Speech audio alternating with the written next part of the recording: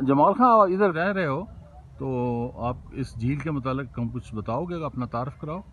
मैं सर बिस्मिल्लाहिर्रहमानिर्रहीम 2003 से मैं यहाँ रह रहा हूँ। इसका मैं कचरा वगैरह उठाता हूँ। ये मेरा होटल है सामने, जमाल होटल। मैं दुनिया को और हलफ कर रहा हूँ। तो मेरा पाकिस्तान को पैगाम है, पाकिस्तान हमारा मुल्क है और गिलगित बल्तिस्तान में नल तर जन्नत का एक टुकड़ा है। इसमें सफाई का ख़ास ख्याल रखना ये हमारा निस्फ़ ईमान है। बोलते तो इसलिए सर गुजारिश ये है कि हर आदमी को, हमने ये डस्टबिन लगाए हैं, वो होटल वालों के पास हवाले कर दें। कचरा अपना उठा के होटल वालों को हवाले कर दें या डस्टबिन में डाल दें। तो यहाँ आएँ, अपने सामान का ख़ुद ख्याल रखें, अपनी मोबाइल वगैरह का ख्याल रखना है। अच्छा जमाल खान, ये आपने बताया कि आपने कुछ कमरे भी बनाए ये सामने, तो सर इनके बारे में बताओ।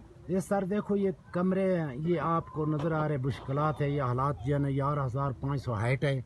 इसमें मैं बड़ी मुश्किल से, जो मेरे मेहमान आ रहे हैं उनको, मेरा तरीक़ा तो वो नहीं है उनको सही तरीके से देना, लेकिन मैंने अपनी औकात के मुताबिक उनको अच्छा बनाया है।